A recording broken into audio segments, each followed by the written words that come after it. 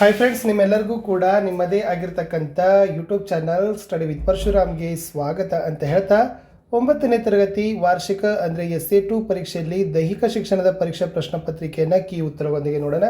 Already ನಾನು ನಿಮಗೆ 6 subject question ಪೇಪರ್ನ DSCRT ಅವರು ರಿಲೀಸ್ ಮಾಡಿದ್ದನ್ನು ಕೊಟ್ಟಿದ್ದೀನಿ. ವಿಡಿಯೋದ ಡಿಸ್ಕ್ರಿಪ್ಷನ್ ಬಾಕ್ಸ್ನಲ್ಲಿ ಕೂಡ ಕೊಡ್ತೀನಿ. ಸೊ ಅದನ್ನು ಮಾಡೆಲ್ ಇದ್ದಾವೆ, ಮತ್ತೆ ಬೇರೆ ಬೇರೆ ವಿಡಿಯೋಗಳು ಬರ್ತವೆ, ಅದನ್ನು ಕೂಡ ನೋಡಿ.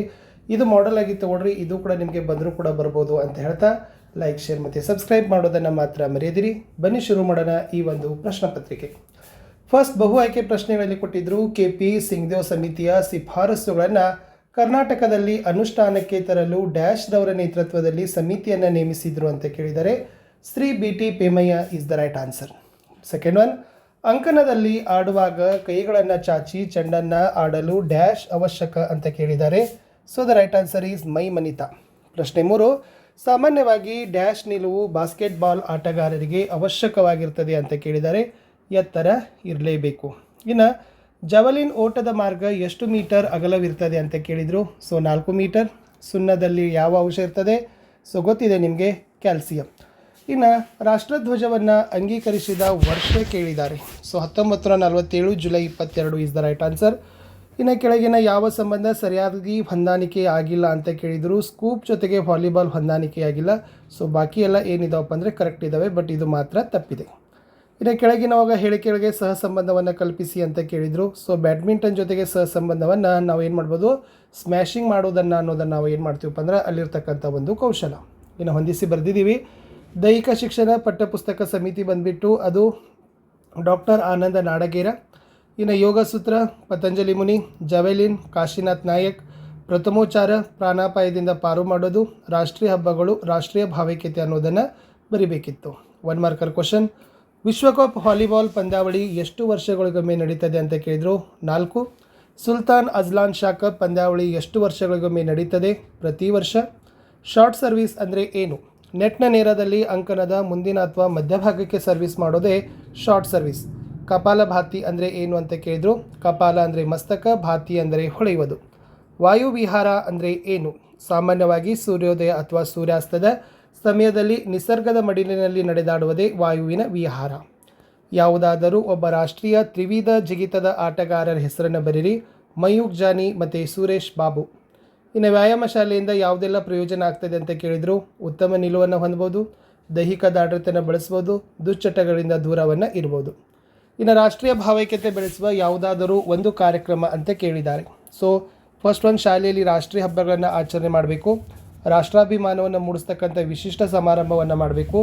ವಿಶಿಷ್ಟ ಸಂಸ್ಕೃತಿಯನ್ನು ಬಿಂಬಿಸ್ತಕ್ಕಂಥ ಮೇಳಗಳನ್ನು, ಎಕ್ಸಿಬಿಷನ್ಸ್ಗಳನ್ನು ನಾವು ಏನು ಮಾಡ್ಬೋದಪ್ಪ ಅಂದರೆ ಆಯೋಜನೆಯನ್ನು ಮಾಡ್ಬೋದು ಅನ್ನೋದನ್ನು ಬರೆದ್ರೆ 1 ಮಾರ್ಕ್ ಕೊಡ್ತಾರೆ. ಇನ್ನು 2 ಅಂಕದ 32 ಅಂಕಗಳಿದ್ದಾವೆ. ಟೋಟಲ್ 16 ಪ್ರಶ್ನೆಗಳು ಬಂದಿದ್ದಾವೆ. 1948ರಲ್ಲಿ ದೈಹಿಕ ಶಿಕ್ಷಣವನ್ನು ಅಭಿವೃದ್ಧಿಗೊಳಿಸಲು ಕೇಂದ್ರ ಸರ್ಕಾರ ನೇಮಿಸಿದ ಸಮಿತಿಗಳು ಕೇಳಿದ್ದಾರೆ. ತಾರಾಚಂದ್ರ ಸಮಿತಿ ಮತ್ತು ಡಾಕ್ಟರ್ ರಾಧಾಕೃಷ್ಣನ್ ಸಮಿತಿ. ಇನ್ನು ಹ್ಯಾಂಡ್ಬಾಲ್ ಕ್ರೀಡೆಯ ತಂತ್ರಗಳು ಕೇಳಿದರು. ಆಕ್ರಮಣ ತಂತ್ರ, ರಕ್ಷಣಾತ್ಮಕ ತಂತ್ರ. ಬಾಸ್ಕೆಟ್ಬಾಲ್ ಆಟದ ಆಕ್ರಮಣ ತಂತ್ರಗಳು ಸ್ಕ್ರೀನಿಂಗ್, ಪೋಸ್ಟ್ ಪ್ಲೇ ಮತ್ತು ಫಾಸ್ಟ್ ಬ್ರೇಕ್. ಇನ್ನು ತ್ರಿವಿಧ ಜಿಗಿತದ ಹಲಗೆಯ ರಚನೆ ಬಗ್ಗೆ ಬರೀರಿ ಅಂತ ಕೇಳಿದರು. ಸೊ ಇದು ಆಯತಾಕಾರದಲ್ಲಿರ್ತದೆ, ಮರದಿಂದ ಮಾಡಿರ್ತಾರೆ.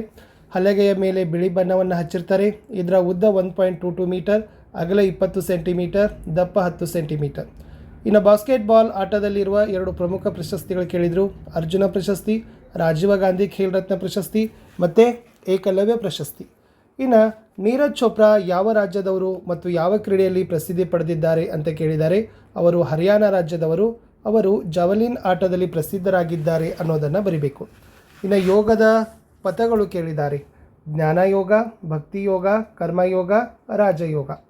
ಇನ್ನು ರಾಷ್ಟ್ರಧ್ವಜದಲ್ಲಿರ್ತಕ್ಕಂಥ ಬಣ್ಣಗಳು ಯಾವ್ಯಾವು, ಆ ಬಣ್ಣಗಳ ಅರ್ಥಗಳನ್ನು ಕೇಳಿದರು.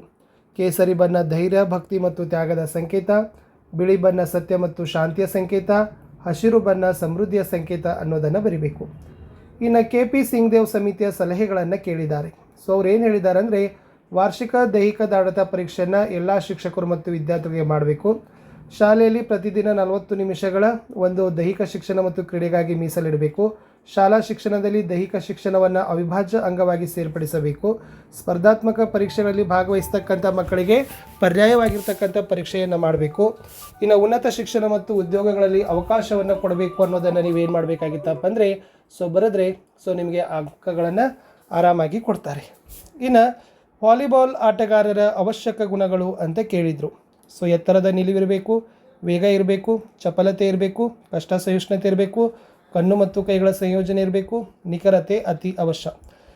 ಇನ್ನು ಯಾರಾದರೂ ಇಬ್ಬರು ಅಂತಾರಾಷ್ಟ್ರೀಯ ಹಾಕಿ ಪಂದ್ಯಾವಳಿಗಳನ್ನು ಬರೀರಿ ಅಂತ ಕೇಳಿದರು. ಫಸ್ಟ್ ಏನು ಬರಿಬೋದಪ್ಪ ಅಂದ್ರೆ ಅಖಿಲ ಭಾರತ ಬೈಟನ್ ಕಪ್ ಹಾಕಿ ಪಂದ್ಯಾಟ, ಅಖಿಲ ಭಾರತ MCC ಮುರುಗಪ್ಪ ಚಿನ್ನದ ಕಪ್ ಹಾಕಿ ಪಂದ್ಯಾಟ ಅಂತ ಬರೆದ್ರೆ ನಿಮ್ಮ ಆನ್ಸರ್ ಏನಾಗ್ತದಪ್ಪ ಅಂದರೆ ಕಂಪ್ಲೀಟ್ ಆಗ್ತದೆ. ಇದನ್ನು ಕೂಡ ನೀವು ಬರಿಬೋದು. ಇನ್ನು ಜಾವೆಲಿನ್ ಎಸೆತದಲ್ಲಿ ಆಗ್ತಕ್ಕಂಥ ಅಕ್ರಮಗಳು ಅಂತ ಕೇಳಿದ್ದಾರೆ. ಏನು ಅಕ್ರಮ ಅಂತಂದ್ರೆ ಫಸ್ಟ್ ಬರಿಬೋದು ಜಾವೆಲಿನ್ ಎಸೆತದ ಓಡುವ ಮಾರ್ಗದ ಹೊರಗಡೆಯಿಂದ ಓಡಿ ಬಂದಾಗ, ಇನ್ನು ಜಾವೆಲಿನ್ ಕ್ರಮಬದ್ಧವಲ್ಲದ ಶೈಲಿಯಲ್ಲಿ ಎಸೆದಾಗ, ಇನ್ನು ಜಾವೆಲಿನ್ ತುದಿ ಸೆಕ್ಟರಿನ ಗೆರೆಯ ಮೇಲೆ ಅಥವಾ ಹೊರಗಡೆ ಗುರುತು ಮಾಡಿದಾಗ, ಇನ್ನು ಓಡೋ ಮಾರ್ಗ ಮತ್ತು ವೃತ್ತ ಪರಿಧಿಯ ಗೆರೆಯನ್ನು ದೇಹದ ಯಾವುದೇ ಭಾಗದಿಂದ ಎಸೆಯಲು ಪ್ರಾರಂಭಿಸಿದ ಮೇಲೆ ಮುಟ್ಟಿದರೆ, ಇನ್ನು ಜಾವೆಲಿನ್ ಎಸೆದ ನಂತರ ಉಪಕರಣ ನೆಲಕ್ಕೆ ತಾಗುವ ಮುಂಚೆ ಓಡುವ ಮಾರ್ಗವನ್ನು ಬಿಟ್ಟಾಗ. ಇನ್ನು ಕ್ರೀಡಾ ತರಬೇತಿ ಕೇಂದ್ರದಿಂದ ಆಗ್ತಕ್ಕಂಥ ಪ್ರಯೋಜನಗಳು ಅಂತ ಕೇಳಿದ್ದಾರೆ. ಫಸ್ಟ್ ಒನ್ ಏನಾಗ್ತದಪ್ಪ ಅಂತಂದ್ರೆ ಉನ್ನತ ಮಟ್ಟದ ತರಬೇತಿ ಸಿಗ್ತದೆ, ಅಂತಾರಾಷ್ಟ್ರೀಯ ಮಟ್ಟದಲ್ಲಿ ಸಾಧನೆ ಮಾಡ್ಬೋದು, ಆಮೇಲೆ ಮಕ್ಕಳು ಕ್ರೀಡೆಯನ್ನು ವೃತ್ತಿಯನ್ನಾಗಿ ಮಾಡ್ಕೊಳ್ಬೋದು, ಉತ್ತಮ ಸಾಮಾಜಿಕ ಸ್ಥಾನಮಾನ ಸಹಿತ ಸಿಗ್ತದೆ. ಇನ್ನು ವಿವಿಧ ಸಂದರ್ಭಗಳಲ್ಲಿ ಬಳಸ್ತಕ್ಕಂಥ ಬ್ಯಾಂಡೇಜ್ಗಳನ್ನು ಕೇಳಿದರು. ಬೆರಳ ತುದಿಯ ಬ್ಯಾಂಡೇಜ್ ಬರ್ತದೆ, ಚಿಕ್ಕ ಎಲುಬುಗಳ ಸಂಧಿಯ ಬ್ಯಾಂಡೇಜ್ ಬರ್ತದೆ, ಚಿಟ್ಟೆ ಪಟ್ಟಿ ಬರ್ತದೆ, ಒತ್ತಡದ ಬ್ಯಾಂಡೇಜ್ ಬರ್ತದೆ, ಮತ್ತು ರೋಗಾನುರಹಿತ ಸುರುಳಿ ಪ್ಯಾಡ್ಗಳು ಬರ್ತವೆ. ಇನ್ನು ಹಾವು ಕಡಿತಕ್ಕೊಳಗಾದ ವ್ಯಕ್ತಿಯ ಲಕ್ಷಣಗಳನ್ನು ಕೇಳಿದ್ದಾರೆ. ಹಾವಿನ ವಿಷದ ಹಲ್ಲಿನ ಗುರುತು ಕಾಣಬಹುದು. 2 ಹಲ್ಲಿನ ಗುರುತುಗಳಿಂದ ಹೆಚ್ಚಿಗೆ ಗುರುತು ಇದ್ದರೆ ಹಾವು ವಿಷಕಾರಿ ಅಲ್ಲ. ತರಚಿದ ಗಾಯದ ಸನಿಯ ನೋವಿರ್ತದೆ, ಕೈಕಾಲುಗಳು ಕಂಪಿಸ್ತವೆ, ಆತ ನಿಂತುಕೊಳ್ಳಲಾರ, ಬಾಯಿಯಿಂದ ಎಂಜಲು ಮತ್ತು ನೊರೆ ಸುರಿತದೆ, ನಾಲಿಗೆ ಹೊರಚಾಸ್ತದೆ, ವಾಕರಿಕೆ ವಾಂತಿ ಬರ್ತದೆ, ಕಣ್ಣು ರೆಪ್ಪೆಗಳು ಕುಗ್ತವೆ, ಉಸಿರಾಟದ ತೊಂದರೆ, ಶರೀರ ಸೆಟೆದುಕೊಳ್ಳುತ್ತದೆ, ತಣ್ಣಗಾಗ್ತದೆ. ಇನ್ನು ನಿಯಮಿತವಾಗಿ ವಾಯು ವಿಹಾರ ಮಾಡೋದ್ರಿಂದ ಆಗೋ ಲಾಭಗಳನ್ನು ಕೇಳಿದರು. ದೇಹಕ್ಕೆ ಅಗತ್ಯವಾದ ಆಮ್ಲಜನಕ ಸಿಗ್ತದೆ, ಮಾನಸಿಕ ನೆಮ್ಮದಿ ಸಿಗ್ತದೆ, ಒತ್ತಡ ಕಡಿಮೆ, ವಿಟಮಿನ್ ಡಿ, ರಕ್ತ ಸಂಚಾರ ಉತ್ತಮ, ಏಕಾಗ್ರತೆ ಹೆಚ್ಚಳ, ಸಂಪೂರ್ಣ ದೇಹದ ಆರೋಗ್ಯ ಉತ್ತಮವಾಗ್ತದೆ ಅಂತ ಬರೆದ್ರೆ ಸಾಕು. ಇನ್ನು ಚಾಂಪಿಯನ್ಸ್ ಟ್ರೋಫಿ ಯಾವಾಗ ಪ್ರಾರಂಭವಾಯಿತು ಮತ್ತು ಚಾಂಪಿಯನ್ಸ್ ಟ್ರೋಫಿಗೆ ಸೇರ್ಪಡೆಗೊಳ್ಳುವ ಹಾಕಿ ತಂಡಗಳು ಏನು? 1978ರಲ್ಲಿ ಚಾಂಪಿಯನ್ಸ್ ಟ್ರೋಫಿ ಪ್ರಾರಂಭವಾಗ್ತದೆ. ಈ ಚಾಂಪಿಯನ್ಸ್ ಟ್ರೋಫಿಗೆ ಸೇರ್ಪಡೆಗೊಳ್ತಕ್ಕಂಥ ತಂಡಗಳೇನಪ್ಪ ಅಂದರೆ ಅದು ಚಾಂಪಿಯನ್ಸ್ ಟ್ರೋಫಿ ನಡೆಸೋ ದೇಶ, ಕಳೆದ ಬಾರಿ ಈ ಪಂದ್ಯಾಟವನ್ನು ಜಯಿಸಿದ ದೇಶ, ಇತ್ತೀಚೆಗೆ ನಡೆದ ವಿಶ್ವಕಪ್ ಅಥವಾ ಒಲಿಂಪಿಕ್ಸ್ನಲ್ಲಿ ಉನ್ನತ ಶ್ರೇಣಿ ಪಡೆದ 3 ತಂಡಗಳು ಮತ್ತು ವಿಶ್ವ ಚಾಂಪಿಯನ್ ಅಂತ ಬರೆದ್ರೆ ಸಾಕು. ಇನ್ನು ಹ್ಯಾಂಡ್ಬಾಲ್ ಆಟಗಾರರ ಅವಶ್ಯಕವಾದ ಗುಣಗಳನ್ನು ಕೇಳಿದ್ದಾರೆ.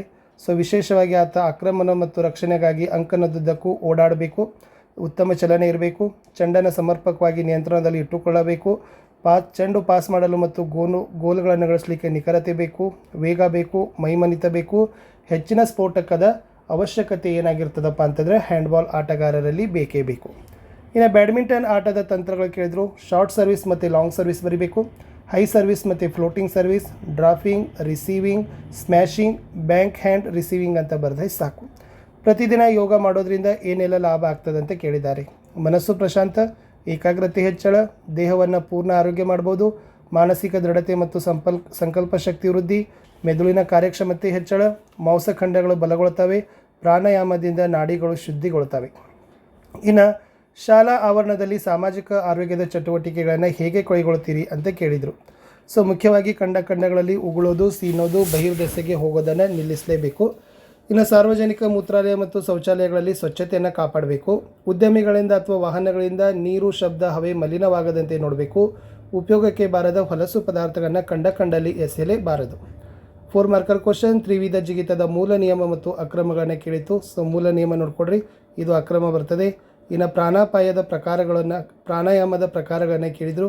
ಇಲ್ಲಿನೂ ಕೂಡ ಬಹಳಷ್ಟು ಪ್ರಕಾರಗಳನ್ನು ಕೊಟ್ಟಿದೆ. ಅನುಲೋಮ ವಿಲೋಮ, ಚಂದ್ರಾನುಲೋಮ, ಸೂರ್ಯಾನುಲೋಮ, ಚಂದ್ರಭೇದನ ಪ್ರಾಣಾಯಾಮ, ಓಕೆ, ಶೀತಲಿ, ಶೀತ್ಕಾರಿ, ಸಂದತ, ಭ್ರಮರಿ, ಎರಡರ ಬಗ್ಗೆ ವಿವರಣೆ ಕೇಳಿದ್ದಾರೆ. ಇಲ್ಲಿ ಉಜ್ಜಾಯಿ ಮತ್ತು ಶೀತಲಿ ಇದೆ, ಅದನ್ನು ಕೂಡ ನೀವೇನು ಮಾಡ್ಬೋದು ನೋಡ್ಬೋದು. ಲಾಸ್ಟ್ ಇತ್ತು ಜಾವೆಲಿನ್ ಎಸೆತದ ಅಂಕಣದ ಅಂದವಾದ ಚಿತ್ರವನ್ನು ಬಿಡಿಸಿ ಅಂತ ಕೇಳಿದ್ದಾರೆ. ನಿಮ್ಮ ಟೆಕ್ಸ್ಟ್ ಬುಕ್ನಲ್ಲಿನೂ ಕೂಡ ಇದೆ, ಇದನ್ನು ಕೂಡ ಚೆನ್ನಾಗಿ ಪ್ರಾಕ್ಟೀಸ್ ಮಾಡಿ ಅಂತ ಹೇಳ್ತಾ ನಾನು ಸಿಗ್ತೀನಿ ಹೊಸ ವಿಡಿಯೋದಲ್ಲಿ. Best of luck.